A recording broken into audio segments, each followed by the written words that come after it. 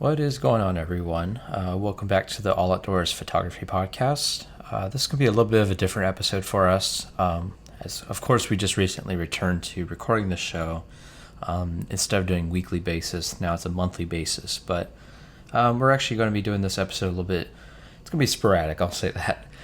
So I'm actually going to be recording my own separate speaking bit, and then I'm going to have Henry's going to record his own. And then we're actually going to have Colt Waltner, who is a previous podcast guest. You can follow him at Chasing the Wild Outdoors on Instagram, Facebook, and he has a YouTube channel under the same name as well. And it's going to be all three of us, basically, because we spent a considerable amount of time together shooting at Biggest Week in American Birding. And so we're all going to basically record our own perspectives because we did shoot a lot together, but we also had a lot of different parts, where we were shooting separately and kind of off doing our own thing. And more on that later, but let's just kind of get into it, I guess, here. So I was there from about May 11th to the end of May 16th. So what would that be? About probably about 6 full days or so. Including the driving time, which coming from Cincinnati this year, which is a little different, of course, added an extra hour to the overall commute. But other than that, not too bad. I'm getting up there. Just take I-75, going straight up. And it was a really good year. Third year, annual Biggest Week, going there and everything. For of course, the spring bird migration, as most people are familiar with. It was really, really good. This year, I feel like I really honed in on photos in particular and trying to get some video on the side here and there. But really focusing in on the few familiar locations, McGee Marsh, of course, being one of them, no exception to that. And also all the other ones nearby, like Ottawa National Wildlife Refuge, Maumee Bay State Park. I went to the Mallard Club Wilderness area with Henry on one of the days, and then Metzger Marsh and Howard Marsh Metro Park. Plenty of places to go to in like less than a half an hour drive from end to end over on the western side of Lake Erie. So that made it very, very nice. It was much more focused on the photos. I really wanted to get some great shots of species I got, of course, previously, both in previous years and other outings that weren't directly related to Biggest Week, but also even just like new species and of course get new life birds.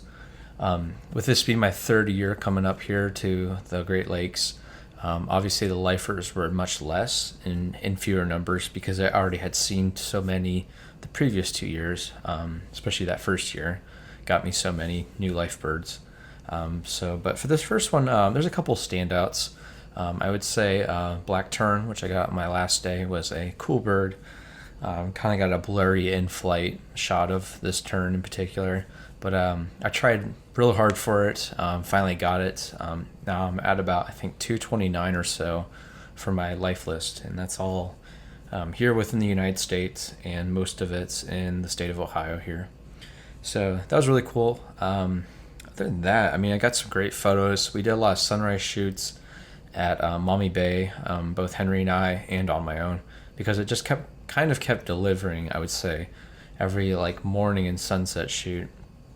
Just lots of great opportunities out there.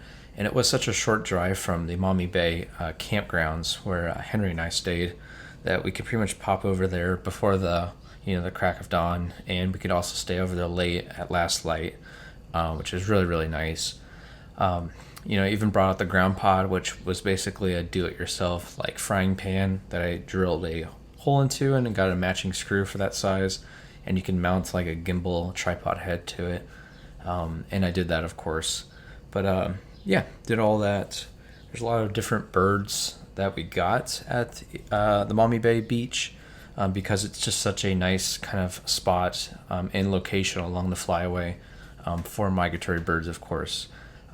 There's lots of Bonaparte's gulls, of course, other ones there's a couple of herring gulls, the ring-billed gulls, of course. And I actually got some great opportunities. This is my second time only seeing them. I only saw one, I think it was the first year I went up to Biggest Week. but I also got a ruddy turnstone, or actually quite a few during the whole trip. But I got one particular morning where I laid out flat in the sand, and passerbys and everyone else was probably like, "What the heck is this guy doing?"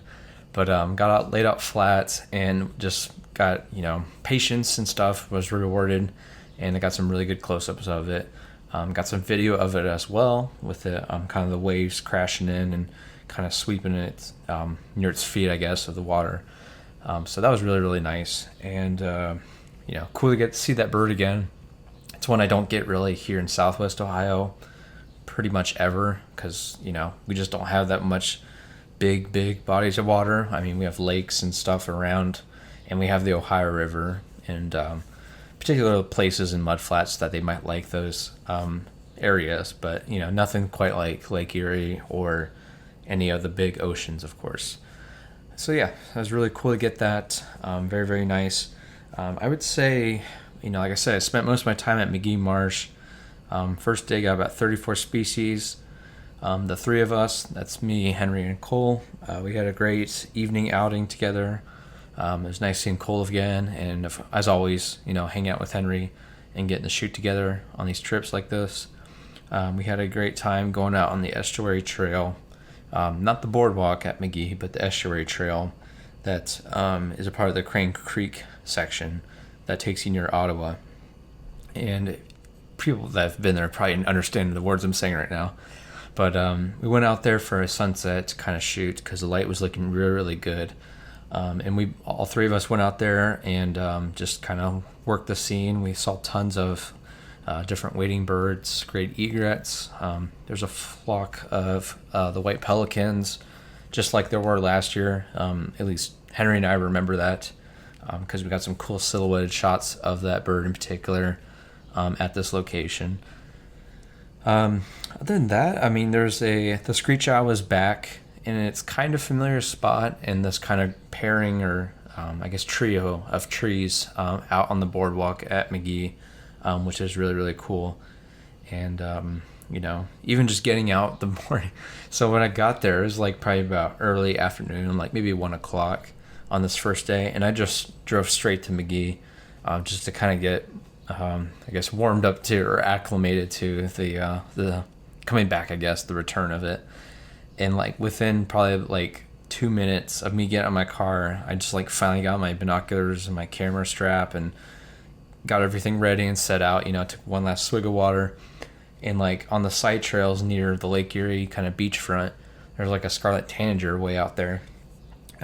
Pretty good looks. It was kind of high up in the tree though, so I really didn't take any images of it, unfortunately. But still very cool nonetheless to have that. And I just realized I'm not recording video with this, which is kind of embarrassing. Let's see if I can pull up a video for this. But while I'm doing that, really cool. Good variety, I think, this year of the warblers, which is always appreciated, of course, because that's the biggest, I guess, main attraction that people would go up here to Biggest Week is to, of course, see the warblers. And they're worth seeing, of course. They are always stunning, always a good time.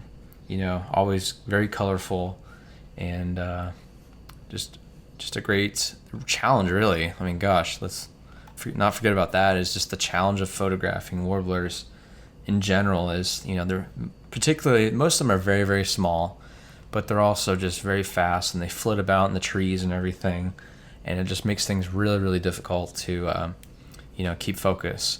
Now, I know a lot of the Canon, because I don't shoot mirrorless. I'll say that. I did use an R5, I think 2 years ago at Biggest Week, and it's a great camera. I got nothing really against mirrorless bodies and camera systems, but I'm still sticking with my traditional DSLR setup, just because of the battery life and all that stuff. So yeah, I mean, it's just one of those things, preference, what I'm familiar with, and mirrorless just feels weird. Feels like they're almost like, those camera bodies feel so tiny, like they're made for tiny hands, and they almost feel like toys. But the auto eye focusing on a lot of them is pretty good too, so like can't knock it too much, I guess. So did some checklist stuff, of course. I share a lot of them with Henry as we went along here in the eBird app, which is pretty cool. Like I said, the Maumee Beach was very, very fruitful, very rewarding. Got lots of cool species and stuff. McGee Marsh, always a good time. I think on one of the days I got a max of 42 species. About 3 or 4 days into the trip, we had one morning. We arrived at the boardwalk there at probably about 6:30 in the morning, it looks like, and I got about 59 species total. And that's quite a variety of different, of course, the waterfowl that kind of you see when you come in there. The egrets, the geese, the swans. This particular day had a lot of cuckoos, yellow-billed at that. Didn't have any black-billed this year, unfortunately. At least I didn't. Some common terns flying overhead, some cormorants flying overhead. There was an osprey flyover. There's always those bald eagle nests that are out there too. Lots of vireos this year. This felt like the year of the vireo, I would say, honestly, because warbling vireo was nesting all along the boardwalk there, and always calling. Every single day was just something new with them, and they were very much prevalent, really, with this. And so it's really cool to see them and everything. Cedar waxwings, tons of prothonotary warblers. What was really cool was on, I believe, the far end, from when you enter McGee, the far end of the parking lot, there was a nesting actually it was actually funny, in the post of the boardwalk was actually where a prothonotary warbler was nesting. So they had to kind of get it roped off there where you couldn't get near the railing too close. But I think like the first day or whatever, when we came out there, and we were trying to like start at the opposite end and making our way, of course, however much time it took. And like we got all the way over there, and then I was like, what are these people looking at? It just seemed kind of strange or whatever. And we kind of looked down, because we were looking down straight down the railing, and people were like pointing their cameras and everything. And I looked down there, and I just see the little yellow head of the prothonotary poke out and just like instantly fly away. Pretty freaking cool. That was really neat to see that. And just kind of day after day coming back and seeing that. And that little section right there by the entrance was pretty fruitful. I even saw like 3 fox kits, because foxes like to really den around that area and habitate it. And they were playing around in like the shadowy foliage, kind of further off the boardwalk, of course. And one passerby, another birder, said that there were actually like one of the kits was like up on the boardwalk, I guess, at one point. Of course, an empty section, and just kind of crossed by. But I mean, like overall, it was like super, super cool to see all that, and lots of cool stuff like that. So this is like really the year, I think, that like prothonotary warblers, really mastered their call. Tennessee warblers. So yeah, we had lots of that. The magnolia warblers in particular really made a return, and northern parulas, of course. Quite a few bay-breasted warblers every day, I would say. Black burning was there in decent numbers. Yellow warbler, of course, they're always there. They kind of become background noise at a certain point, but even how small and kind of bouncy they are, they flit around and everything, they're still pretty approachable. So I got tons of images of them during the trip, and it was really cool. I got my life bird like a week before I would say I went to Biggest Week for this particular warbler, but this was my first time actually seeing them and hearing them very clearly and conspicuously. And it was a blackpoll warbler. So Henry and I had the idea of going about a week later than we did the previous 2 years, just to see if the migration, the timing of it would match up. And fortunately, we're rewarded in this regard, where we did get quite a few blackpoll warblers, and I got a couple just okay images of them. They're still kind of way off in the distance, but McGee had quite a few. I would say maybe 1 or 2 a day when we'd visit there, and some of the other surrounding wildlife areas, of course. This is also a great year for Wilson's warbler. There wasn't many of them, but at Metzger Marsh Wildlife Area, did get a nice eye level one that Henry and I were hunting for.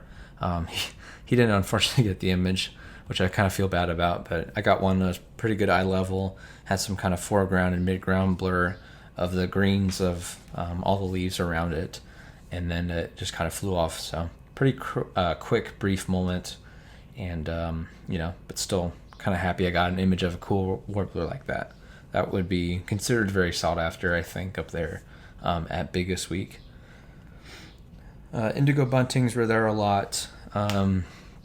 We did a lot of stuff at the woodlot. I know Cole and I, we did like an evening at the woodlot together, and that was really good. Just basically just seeing what was high up in the trees there. It's, of course, as the winds come in from the lake and everything, and it's just right there off the shore. So like you do get a lot of birds that kind of just pass through and everything like that. Palm warblers were there, decent numbers. It wasn't too many. A lot of those early warblers seem to be passing through. Like I think on the first day maybe I got one yellow-throated. Maybe the second day I got one. I can't remember. But there's like none after that because they're pretty early on, and they come in like late April to early May. And, wasn't too much else beyond that. It was very unfortunate, though, because the big turn of events was, I guess Henry got food poisoning or something. He got ill, I think, on the second or third day. So, like, we basically spent, like, 24 hours together, both at the campsite and birding, of course, during the day. And then he tried to, like, check into a hotel and stuff, and it didn't seem to work out, really. So unfortunately he dropped out like really early in the trip, which was really a bummer because it's happened. I think happened last year for a short time, a short time before the end of the trip. Is he kind of left like a day or two early, but this was like we were literally like a day and a half into what was supposed to be a full week. So it kind of just made things kind of like a bummer, and it's not his fault, of course, but that's kind of why we're recording the podcast a little separately this time, is that we want to kind of tell our perspectives a little bit more. And because, I spent a lot more time there than he did, he's going to kind of share what he experienced and what photos he got when he was there. So just basically a little more separation, I guess. But it was unfortunate, and, it just meant I birded a lot alone, but I did run into familiar friends and did do a lot met up with Cole a couple times while I was there, and I'll be curious to hear his experiences, especially after I left, and all that kind of stuff. I did go to the Pearson Metro Park. I did fail to mention that. They had a new to me at least. They have multiple entrances there. There's like the main lot, and then there is another section that has it's like a boardwalk and like kind of a grassland loop. It takes you up to this observation deck, up some steps. So I did do that section. I just kind of found it and wanted to check it out. So did that. That was pretty cool, I guess. And nothing too crazy out of the ordinary. Did get a lot of marsh wrens. I did get a single, I think it was out in the open too, a sedge wren that was at Ottawa Wildlife Refuge. And that was actually on the wildlife drive pretty early on too, which is really cool. Did do at Howard Marsh. They have now that new western wetland unit that's like across from the road from the actual, or not actual, but the first bigger, I guess the original wetland area for Howard Marsh there. So I went to the western side. I went to both, of course, but I went to the western side, and there's this one evening. It was very overcast like all day, so I kind of took like no wasted time. I was kind of out shooting and doing all that kind of stuff because there's just so many opportunities to, get birds in what was considered, less flattering light, but still it was just okay, I guess. But, and it also just wasn't like hot and sunny, which was nice. So kind of wanted to stay out, get my money's worth. I was already up there, and I was there to bird, so I had to do it. But there's one evening where I think it was I don't know if I honestly forget. It was like a glossy ibis or a white-faced ibis. I think glossy. Glossy is like the one that's kind of grayish and maroon color, I believe. But I was trying that out, trying to find it rather. And like people are trying to point out to me where they last saw it or where they're looking at it with the spotting scopes, and I could just not find it. So, but but I ended up doing the entire loop around that western unit of Howard Marsh. Got tons of birds. Not too much in the way of photos, unfortunately, but I did go on the second to last day, and I kayaked one morning at Metzger Marsh and Howard Marsh, the original section, I guess. I didn't do the western one due to just lack of time and energy, I guess.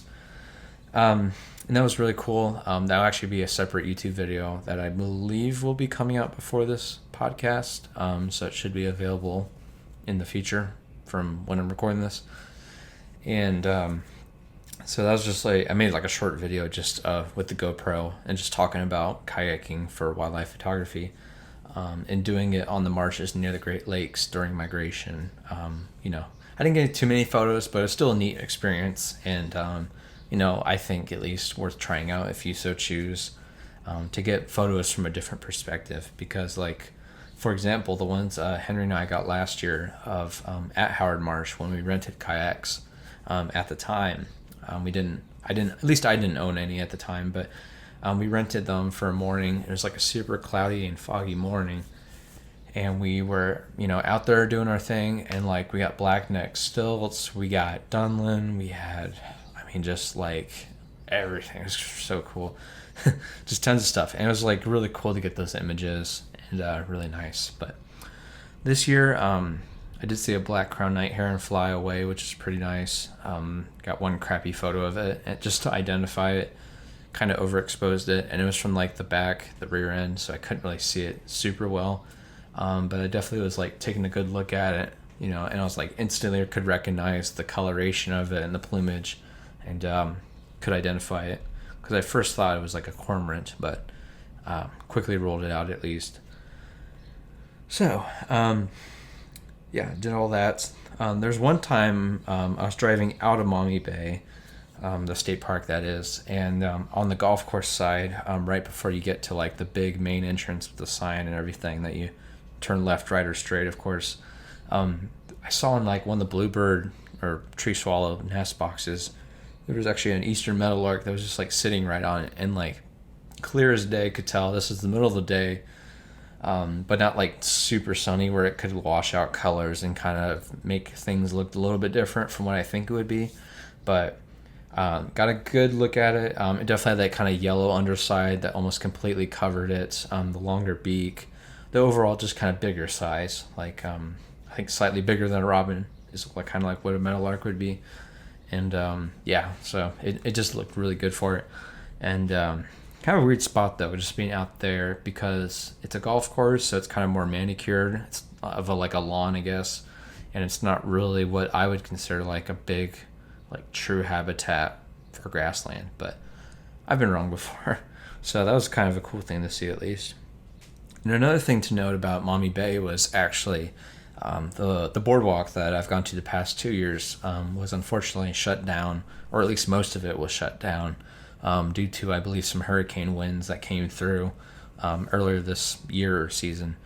And you could clearly tell the difference. Like Henry and I, when we first went in, were just expecting to do the whole loop and everything, which I've gotten great images throughout the whole boardwalk there at Maumee Bay.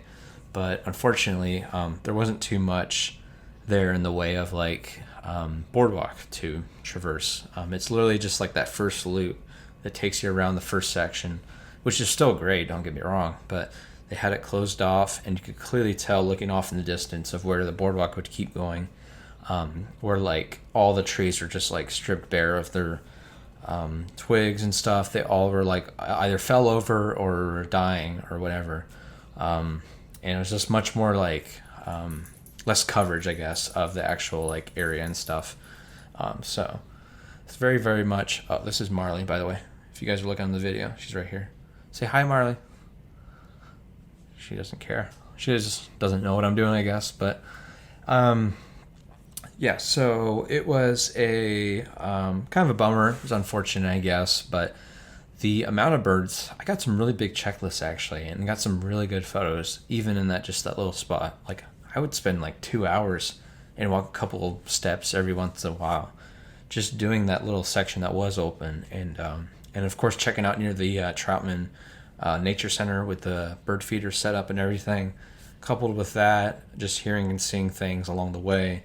I mean, you get Prothonotary warbler, there's green herons, Sora were singing abound, like all these rails, within the area that was open. Excuse me. And very, very cool. Just very, very cool stuff out there. Prothonotary warbler, I think I just said that. But yeah, all lots of cool stuff. And then I might as well just wrap it up here a little bit. But on the very last day, this is like my last visit, outing, or whatever. This was on May 16th in the morning. I went over to what I found on the eBird hotspots, just kind of exploring under the Explore tab. I found this kind of like East End pull-off near Maumee Bay, but it was still like on that area and that property, just as it borders Mallard Club wilderness area. And I went along this straightaway. It took you past some kind of wet woods, some riparian habitat, some, of course, marshes and all that stuff. And it took you all the way up to Lake Erie itself. And I got about 42 species there.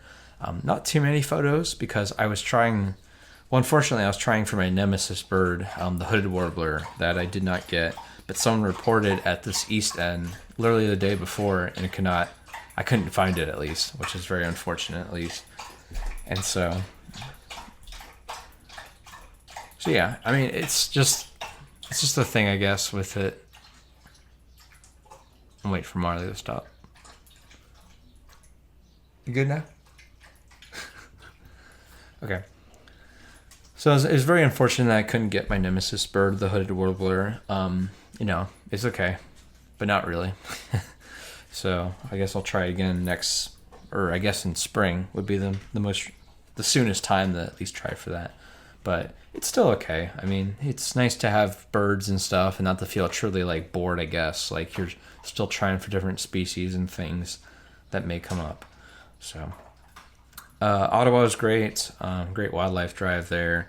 And just also checking out the trails near where like the purple martin boxes are and everything. And just overall, it's just a really good time. So very happy I went up there for this third year. Definitely got a lot of cool species and everything. And got a lot of cool photos. I'm going to put probably some. I already made a video, once again, like the kayak video I just mentioned earlier. I think that video will be out long before this podcast comes out, this recording.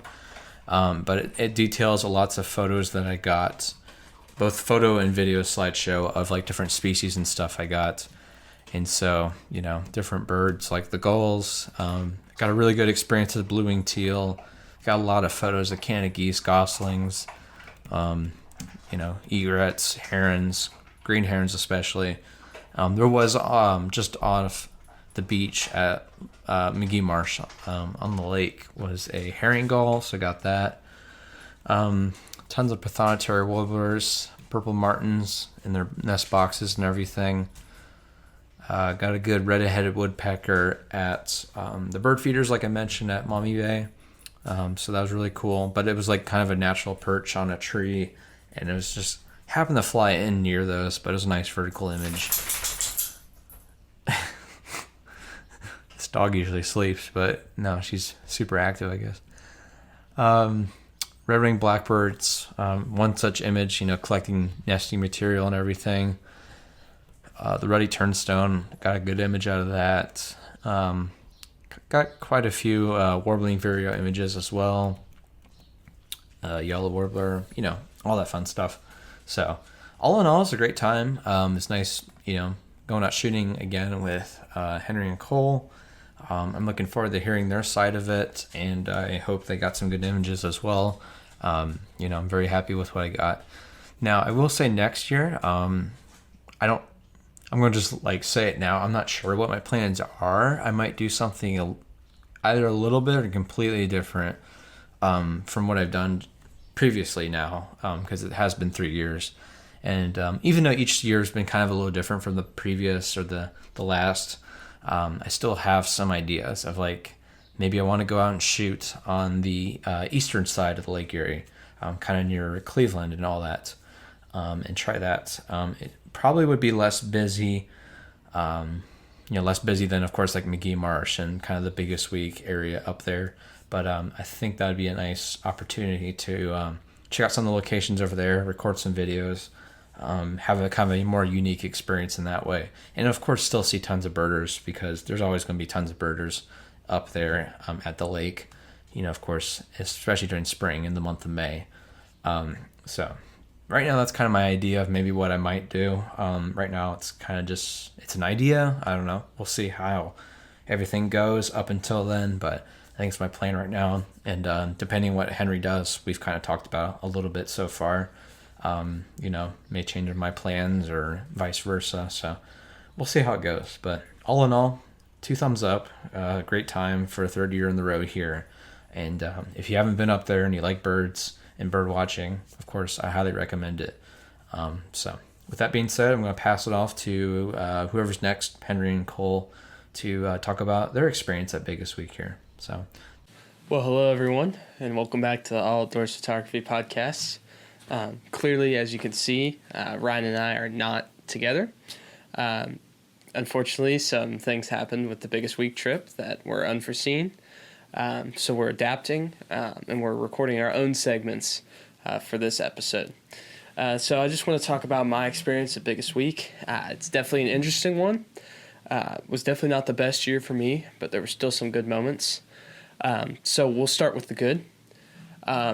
So I got there on a Saturday, and it was a great day. We shot all day long, from about noon until sunset, so good 8-hour shoot. It took a little break in between, but other than that, we were shooting pretty much the whole day. It was great to be back in McGee Marsh. We did 2 shoots there that day. Warblers were everywhere. You could hear the singing of the birds and just all the flyovers, and it's just a really great place to be. One thing we did notice this year, and I guess it's both a pro and a con, is that the trees were much more leafed out than before. And because of this, that meant that it was a little bit harder to photograph the warblers. So it was definitely more of a challenge. We noticed that pretty much right away. And crowds were pretty crazy. But we were able to get some good shots on the first day.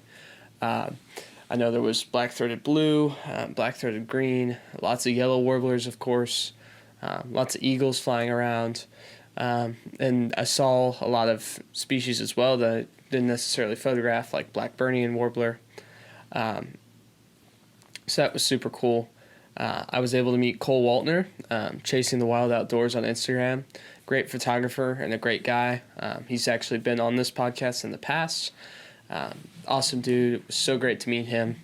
He's based out in Montana, and he always, or at least the past 2 years, he's made the trip out to photograph migration. So it was great to meet him. We ended that first day, the 3 of us, Ryan, Cole, and I, with a beautiful shoot on the causeway, similar to exactly what we did last year. We found some white pelicans, and the sun was setting right behind it with beautiful pink light. These shots were honestly my favorite, ended up being my favorite from the trip, and will probably make it into my portfolio. We were lucky enough to have these pelicans lined perfectly up with the sunset behind it, and the clouds were kind of catching the light. And if you didn't know, when it's kind of cloudy like that, that is when you really get that pink light potential. So I got some great shots. I'll put them up here on that first night. That was great. Ryan and I were camping, so after that we headed back to the campsite. I was able to see a little bit of Aurora Borealis that night, which was cool. Got up multiple times in the night to try to make that work. So there were some nice colors, nothing crazy. You could only see it with your camera, but it was definitely worth doing to see some Aurora Borealis. Nothing like you see up north, but it's cool that it was in Ohio at all. Next morning we got up, and so far I was still feeling good. That will change. I'll tell you about that later. So we got up and we headed to Maumee Bay Beach, which is just right by our campground.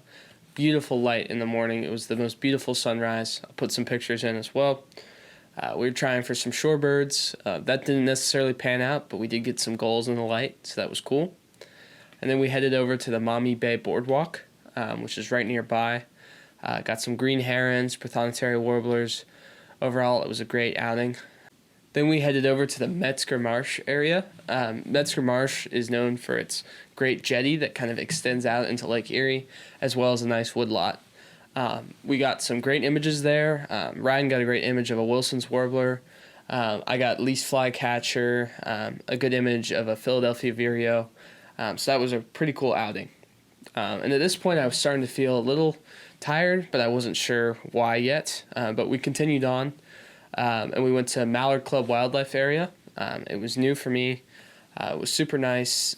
No photography opportunities there, but we saw lots of ducks, shorebirds. I was able to see a flock of dunlin getting chased by a northern harrier, I believe. So that was super cool. And then we headed back to the campsite for some breakfast. And I started to feel pretty terrible, honestly. And it progressed pretty fast. I figured I was just hungry. So I got my Jetboil out and I cooked myself some breakfast, some biscuits and gravy. But I didn't eat one bite of it. And if you know me, that is not normal for me. I usually finish my meals completely. Having one bite was not good. I was feeling so bad I had to lay down. So I pretty much passed out in my tent with my clothes on in the heat. So about an hour later, I woke up. I was sweaty. I was pale. Something was clearly wrong with me. So I just rested a little longer, and I kept feeling worse and worse. It got to the point that I realized I was definitely sick in some way. I'm going to spare the details, but for the next couple hours, I vomited and got sick. And I clearly had food poisoning. It was definitely the worst food poisoning I've experienced in my life. I concluded that it was probably from a Subway sandwich I had the day before at kind of a sketchy gas station. I had some chicken, and obviously with chicken, there's always that risk of it being undercooked. You never expect it, but sometimes it happens. So yeah, I got really sick. I figured this was bad, but I could just maybe rest up for the evening, so I booked a hotel. We were camping at the time, but I booked a hotel just for the night. So I went to the hotel. Ryan was nice enough to drive me because I wasn't feeling up to driving. And I stayed in that hotel for a night, rested up. I felt great the next morning after 12 hours of sleep. But after that we did a morning outing at McGee Marsh. Got some good stuff, but after that first outing, I just started to feel terrible again. And unfortunately, I made the tough decision to drive home. I wasn't too sad about it because honestly, there were some good subjects, but it was not quite as good as it had been in the past 2 years. And because I'd been in the past 2 years, it's not like it was a new trip for me. So I was okay driving home. And although I felt bad that day, the next day I felt even worse. Just my energy levels were terrible, and I just would not have done well staying up there and camping. So I made the right decision. I'm feeling great now. I'm recording this over a week later. I'm feeling awesome, feeling good. I'm back working out, back hiking. I'm packing for my next trip. So I'm excited, feeling good. And I'm just sorry we weren't able to deliver an episode for you guys where we're both talking about our experiences, because obviously our experience is going to be so different. So Ryan and maybe Cole will put his experience into this podcast. I hope you guys enjoy that. And I do want to iterate, I did have a great trip for the first couple days. Got some great images. It's always great to hang out with my buddies and share our love of photography together. So thank you guys for watching my portion of this episode. I guess moral of the story is watch out for Subway. But anyway, thank you guys, and I'll see you in the next episode.